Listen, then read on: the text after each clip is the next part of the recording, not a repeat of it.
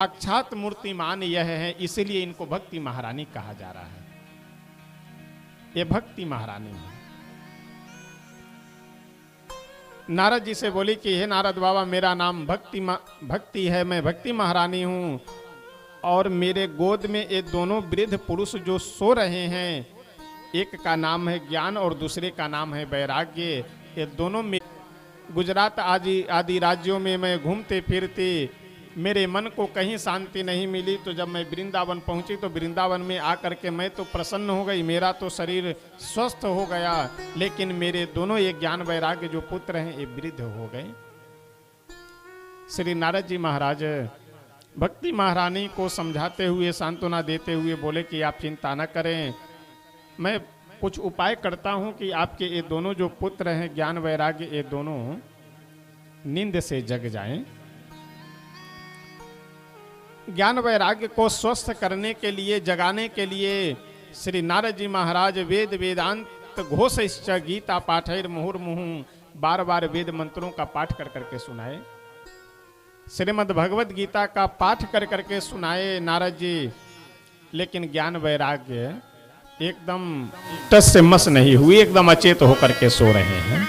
सवानी हुई नारद जी को कि हे नारद जी, आप सत्कर्म कीजिए। अब नारद जी और परेशान कि बताओ, ये भगवत गीता के श्लोकों का पाठ कर रहे हैं, ये सत्कर्म नहीं है। वेद मंत्रों का पाठ कर रहे हैं, ये सत्कर्म नहीं। तो सत्कर्म है क्या जो हम सत्कर्म करें? अब सत्कर्म क्या है यह जानने के लिए श्री नारद जी वहां से चल पड़े। जिन जिन महात्माओं के आश्रम में जाते हैं, कोई तो बहाना बना लिए कि हमारा मौन व्रत चल रहा है इस समय। अब नारद जी को कौन समझावे, जब सबसे बड़े डॉक्टर यही हैं, और वह डॉक्टर अगर किसी छोटे मोटे डॉक्टर के पास जाए दवा पूछने के लिए तो उसे हाथ जोड़ लेंगे कि अब जब आपको नहीं समझ में आ रहा है तो हम क्या समझाए, हम क्या बताएं। श्री नारद जी घूमते फिरते पहुंचे बद्रिकाश्रम में। श्री सूत जी महाराज कहते हैं, वहां जब सनकादिक ऋषियों से नारद जी की भेंट हुई तो नारद जी अपनी सारी बातों को बता करके बोले कि हे मेरे अग्रज, हे मेरे बड़े भाई, वो सत्कर्म क्या है वही मैं जानने के लिए इधर उधर घूम रहा हूं, भ्रमण कर रहा हूं। अगर आपको पता है तो आप बता दीजिए कि वो सत्कर्म क्या है। सनकादिक ऋषि कहते हैं, नारद जी बस इतनी छोटी सी बात के लिए आप इतने परेशान हैं? अरे इस संसार में सबसे बड़ा सत्कर्म है श्रीमद् भागवत की कथा। सत्कर्म कीजिए, इसका मतलब श्रीमद् भागवत कथा करवाइए। श्रीमद् भागवत कथा ज्ञान यज्ञ के प्रभाव से ही, श्रीमद् भागवत कथा के श्रवण से ही वो ज्ञान और वैराग्य दोनों युवावस्था को प्राप्त हो सकते हैं। अन्य किसी भी साधन से वो युवा नहीं हो पाएंगे। इसलिए जो सत्कर्म करने के लिए आकाशवाणी हुई है वो सत्कर्म यानी श्रीमद् भागवत महापुराण की कथा। सनकादिक ऋषि बोले कि नारद जी, ये जो श्रीमद् भागवत महापुराण है ये वेद रूपी वृक्ष का बढ़िया पका हुआ फल है, रसमय फल है। निगम कल्पतरोर गलितम फलम सुखम खादमृत द्रव संयुतम पिबत भागवतम रसमालयम मुहुरहो रसिका भुवि भावुका। वेद रूपी वृक्ष का बढ़िया पका हुआ फल ये श्रीमद् भागवत महापुराण है। अब नारद जी और परेशान। वेद मंत्रों का पाठ हम कर लिए, यानी वेद सुना करके आ रहे हैं, तो जो काम वृक्ष से नहीं हो पाया वो काम फल से कैसे हो जाएगा? नारद जी बोले कि हे मेरे बड़े भ्राता, बात अभी भी हमें समझ में नहीं आ रही कि जो काम वृक्ष से नहीं हो पाया वो काम फल से कैसे हो जाएगा? सनकादिक ऋषि बोले कि नारद जी ऐसा है, ये कोई आवश्यक नहीं है कि जो काम वृक्ष से न हो वो काम फल से भी न हो। जो लाभ वृक्ष से न हो वह लाभ फल से भी न, ये कोई आवश्यक नहीं है। उदाहरण दे करके समझाते हैं कि जैसे मान लीजिए गन्ने के रस से ही चीनी बनाया जाता है और उस चीनी में अनेक प्रकार की मिठाइयां बनाई जाती है। अब मिठाई बनाने वाला कोई हलवाई, कोई कारीगर यह सोचे कि जब चीनी में हम गुलाब जामुन अगर बढ़िया तैयार कर ले रहे हैं तो चीनी गन्ने के रस से ही तो बनाया जाता है, तो लाओ गन्ने के रस में ही गुलाब जामुन तैयार कर ले, तो फिर वो हलवा बनेगा कि नहीं बनेगा। ये कोई आवश्यक है कि चीनी से जो काम, यद्यपि चीनी कहां से मिला है, गन्ने से ही तो। ये कोई आवश्यक है कि चीनी से जो काम हो रहा है वही काम गन्ने से भी हो जाए। जैसे घी में बढ़िया हम लोग पूरी छानते हैं, और घी मिलता कहां से है हम लोगों को, दूध से ही। अब कोई व्यक्ति यह सोचे कि जब हम घी में पूरी छान ले रहे हैं, तो जब यह घी दूध से मिल रहा है तो लाओ दूध में ही पूरी छान ले, और जैसे उसमें पूरी रखा जाएगा फिर वो पूरी थोड़े बनेगी, हलवा बन जाएगा वो। फिर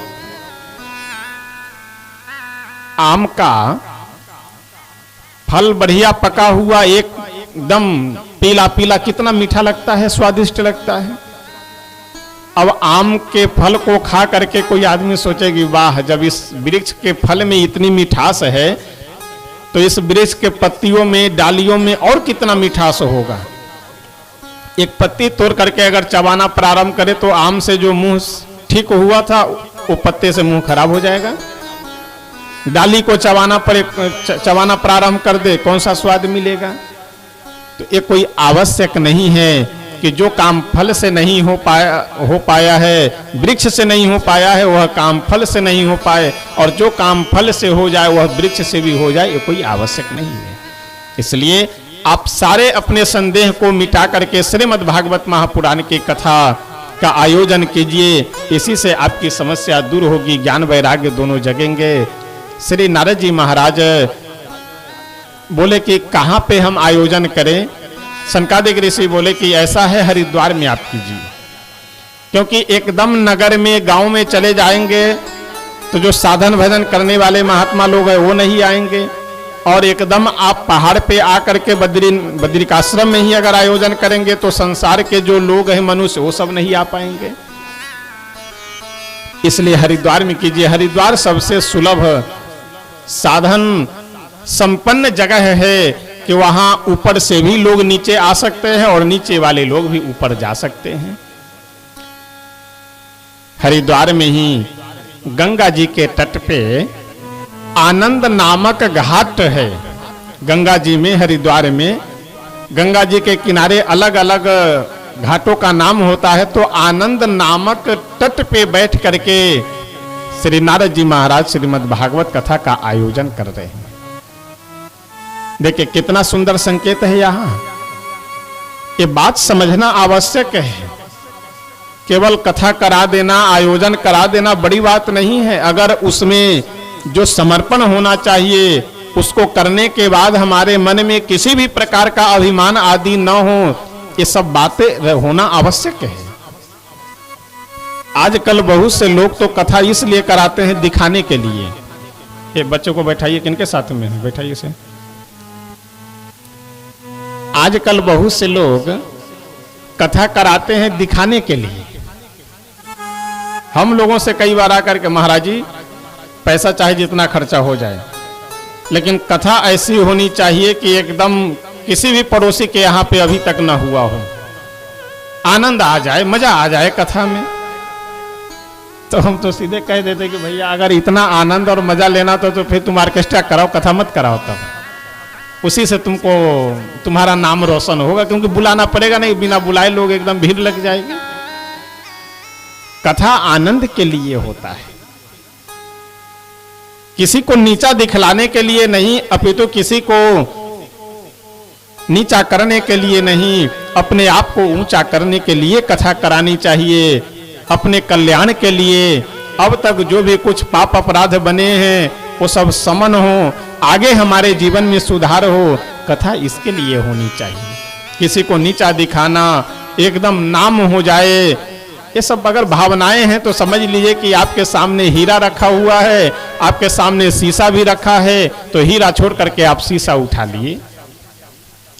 इसलिए भागवतकार कहते हैं कि नारद जी नाम कमाने के लिए नहीं, किसी को नीचा दिखाने के लिए नहीं, तो ही शास्त्रों में कहा गया है।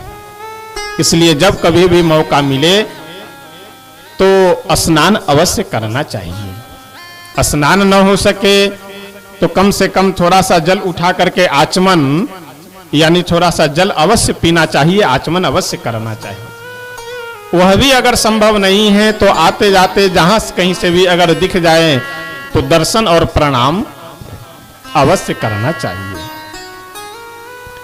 गंगा जी की महिमा के विषय में शास्त्रों में प्रसंग आता है कि एक बार की बात है, एक महात्मा कहीं अपनी कुटिया बना करके जंगल में रहते थे। अच्छा, वो सिद्ध महात्मा थे, नेत्र बंद कर करके किसी भी पशु पक्षी की आवाज को समझ जाते थे। तो एक दिन की बात है, जब ध्यान लगाए तो पास में ही देखे कि एक पीपल के वृक्ष पे बहुत से लोग उत्सव मना रहे हैं, नाच गाना हो हल्ला हो रहा है। ये और कोई नहीं, ये बहुत लोग उत्सव मना रहे थे, आनंद मना रहे थे। काहे के लिए? तो एक का विवाह होना था, एक भूत का विवाह होना था। अच्छा ध्यान दीजिएगा, इस संसार में जितने भी जीव मात्र हैं उन सभी जीवों में सारे संबंध होते हैं। आहार निद्रा भय मैथुनम च सामान्य में तत्पशुभिर नराणाम। जितनी बातें हम सब मनुष्यों में हैं उतनी ही बात पशु पक्षियों में भी होती है। पिता पुत्र, माँ भाई पत्नी, ये सारे संबंध उसमें भी होते हैं, पशु पक्षियों में भी। फिर मनुष्य और पशु में अंतर क्या है? मनुष्य में एक धर्म की विशेषता है, मनुष्य धर्म कर सकता है, कथा सुन सकता है। किसी जानवर को आप कथा सुनते नहीं कहीं देखेंगे बैठ करके कथा सुन रहा हो। ये मनुष्य को ही सौभाग्य है कि वह बैठ करके कथा कह सकता है, कथा श्रवण कर सकता है। तो जितने भी पशु पक्षी हैं उन सभी में सारे व्यवहार होते हैं। दो कुत्ता आपस में एक दूसरे को देख करके भौंक रहा होता है तो हम लोग अपनी भाषा में बोल देते कि ये भौंक रहा है, भौंक नहीं रहा होता है, वो कुछ आपस में वार्तालाप कर रहा है। अब हमें आपको समझ में नहीं आता है। कभी आप कहीं बंदर ज्यादा जहां ज्यादा हो, अयोध्या जी या कहीं पर भी, वे सभी बंदर आपस में लड़ भी रहे हों, कोई दिक्कत नहीं है। एक किसी बंदर को आप एक ढेला मार दीजिए, पता ना कौन सा वो शब्द बोलता है कि सारे मोहल्ले के बंदर इकट्ठा होकर के तुरंत आप पे एकदम आक्रमण कर देगा। अगर बचाव नहीं करिए तो एकदम समाप्त कर देगा आपको बंदर से। आपको कोई समझ में आया कि क्या बोला है? लेकिन उसको जानने वाले सब समझ गए कि बुला रहा है, बचाओ हमें, बचाओ बचाओ। इसलिए जितने भी पशु पक्षी हैं वे सभी आपस में वार्तालाप करते हैं, बोलते हैं, उन सब में संबंध होता है। अब हमें आपको नहीं पता है, इसलिए हम आप नहीं समझ पाते हैं। वो महात्मा जी जब ध्यान लगा करके देखे तो देखे कि बढ़िया एकदम आनंद, गाना बजाना, नाचना, सब सारे भूत नाच रहे हैं, गा बजा रहे हैं, आनंद मना रहे हैं। महात्मा जी जा करके पूछे कि अरे भाई साहब तुम लोग क्यों इतने खुश हो, नाच गा रहे हो? एक भूत आया और बोला कि बाबा ऐसा है, हमारे एक भतीजा है, उसका शादी होना है, उसी खुशी में हम लोग नाच गा रहे हैं। बोले अच्छा। चले आए अपने आश्रम पे। कल होकर के फिर सोचे कि चलो जरा देखावे कि आज कुछ आवाज नहीं सुनाई दे रही है, विवाह हो गया या होना है या क्या कारण है। वहां जब गए तो देखे कि रोना गाना मचा हुआ है, सभी लोग रो रहे हैं, सब बिलख रहे हैं आपस में। महात्मा जी गए जाकर के पूछे कि अरे भूत लोग, कल तो तुम लोग नाच गा रहे थे और आज रो रहे हो, विवाह में रोया जाता है तुम्हारे यहाँ? बोले नहीं नहीं महाराज, विवाह हुआ नहीं, विवाह कैंसिल हो गया, इसीलिए तो रो रहे हैं। काहे के लिए?